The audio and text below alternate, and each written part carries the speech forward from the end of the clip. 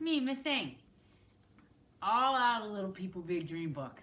But got some more coming on the way. But we are going to listen to a book about one of my most favorite artists. I think that everything is my most favorite. Isn't that strange? But I really do like this guy. His name is Paul Klee. He's not living anymore. And this is from that series, Getting to Know the World's Greatest Artists, that Mike Venezia series, which I like. Which Rebecca doesn't like these, but I like them. So this is about the artist Paul Klee. And that's a receipt.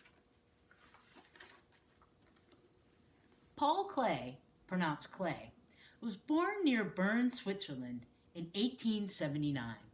He was an important artist and a very good musician, writer, and teacher. He used all his talents to make a remarkable kind of modern art. Paul Klee loved color. Most of his paintings and other works of art are filled with beautiful and exciting colors. Sometimes you can recognize certain things in Paul Klee's paintings, such as people, animals, and houses. He also used numbers and letters of the alphabet as symbols that had special meaning to him. So, and this is where it's going to be really good for you to go online and look at some of his stuff, because his art just has a lot into it. You have to really look at it to appreciate it, I think. Paul Klee's art is known as abstract art. The objects and figures in abstract art look different from the way they look in real life. Sometimes the objects in an abstract painting don't look like anything at all. Many of Paul Klee's greatest paintings are just colors and shapes.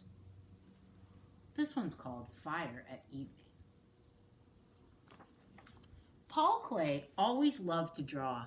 When he was little, he would visit his Uncle Ernst's restaurant. Paul imagined all kinds of interesting things in the patterns of the marble tabletops there. He traced what he saw onto paper. Paul, could you hurry that up? We're running out of tables. I'm sorry, Uncle Ernst, but I just found a castle with an evil dragon about to kidnap a princess and a brave knight, so I need to rescue her. Paul Klee grew up in a very musical family. His mother was a singer and his father was a music teacher. They taught Paul to play the violin quite well when he was very young. I do wish Paul would make up his mind. And so in this picture, this cartoon, it shows Paul playing the violin, but with the violin bow, he's got a paintbrush attached to it, and so he's painting while he's playing the violin. I don't think that really happened. Both music and art were important to Paul. It took him a long time to decide whether to become an artist or a musician. Finally, Paul decided to study art in the city of Munich in Germany. Munich was an important art center at the beginning of the 20th century. Artists there were trying new and exciting things. Please pass me the blue, I'm painting a horse. Okay, pass me the orange, I'm painting a tree. Could somebody pass me the purple? I'm painting a glass of milk. Very interesting. I think these guys were, I'm not sure, I'm not going to say it, but I remember learning about this in school. The Brucke? I'm not sure. Paul met some of those artists and soon became friends with them. Vasily Kandinsky, we heard about him, Franz Marc, and August Macke painted in a new style that Paul had never seen before. I think so, the Blue Rider. Paul liked the bright colors and shapes these artists used, and the simple, almost childlike way they painted people and objects. He realized that a painting didn't have to look like a photograph to be a good painting. So these are people, but they don't have that detail of people. It's not realism, it's abstract art. Paul worked very hard to learn all he could about drawing line. Then he learned how to give things shape and how to make things seem solid. And finally he learned about color.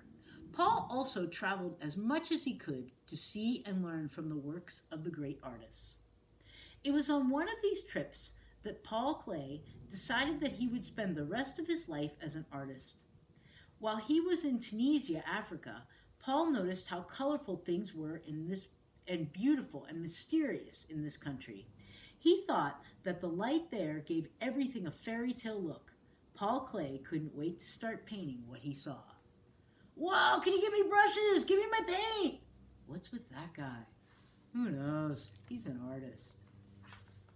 The next day, Paul began painting the watercolors of Tunisia. Paul showed the excitement he felt during his trip by changing the natural shapes and colors of things. Paul Klee changed the natural look of things in his paintings for a reason. Up until Paul Klee's time, artists painted what they liked to look at or things they were familiar with. Paul and his friends thought that a painting should be more than that. Paul wanted his paintings to show worlds that had never been seen before. Paul thought it was important to give the person looking at one of his paintings, you, special feelings deep down inside. A feeling a person couldn't get from any ordinary painting. If you look closely at a Paul Klee painting for a while, you might get a feeling of energy or movement through space, or see a microscopic world you've never seen before. That's what I meant about taking a look really closely at his paintings. Paul gave some of his paintings a musical feeling. Even though paintings don't have sound, Paul's patterns of color and shapes make many people imagine the rhythm of music. You remember when we read about Kandinsky? Yeah, same kind of thing. Dear, would you turn your painting down? The baby's trying to sleep. Paul Klee was always experimenting with his painting materials, and so with the surfaces, and also with the surfaces he painted on. Sometimes he painted on rough cloth with one kind of paint and colored over it with another kind of paint. Paul used chalks, paste, and even crayons to make colors seem like they're glowing from the inside. In some of his works, you can see the ragged edges of the cloth or the paper that he put on. Paul Klee always felt close to nature and carefully studied the natural things around him. When he was a teacher, Paul taught his students not to imitate a camera, which copies objects as they appear. He wanted his students to look below the surface of things, to find new and exciting worlds. Paul Klee's paintings often show a sense of humor. Sometimes he used interesting titles to make his paintings more fun. You'll be able to see different ones. Near the end of his life, Paul Klee's colors became a little darker, and his titles of the works became more serious, but he still painted pictures with fantasy and magic. It's fun to see a real Paul Klee painting and try to figure out what paints and materials he used to make his abstract work of art. Paintings in this book are from museums listed below. If none of these museums are close to you, maybe you can visit one when you're on vacation. And this book was written before the internet, and I know it's not the same as seeing them in person, but I am going to put, the only one in this country that's listed here anyway is the Guggenheim in New York. Oh no, the Norton Simon one in Pasadena too. But I'm going to put links to more about his life and his art on his paper, on the post. And I hope you are dreaming in lots of colors. And when you dream, you discover exciting new worlds. And then you help to make those worlds a reality here, if they're good ones. I mean, they're ones you want to make happen, you know. All right, my friends. Thank you so much for another great day. And for being so kind all the time. So kiss your beautiful brains. Kiss your loving hearts.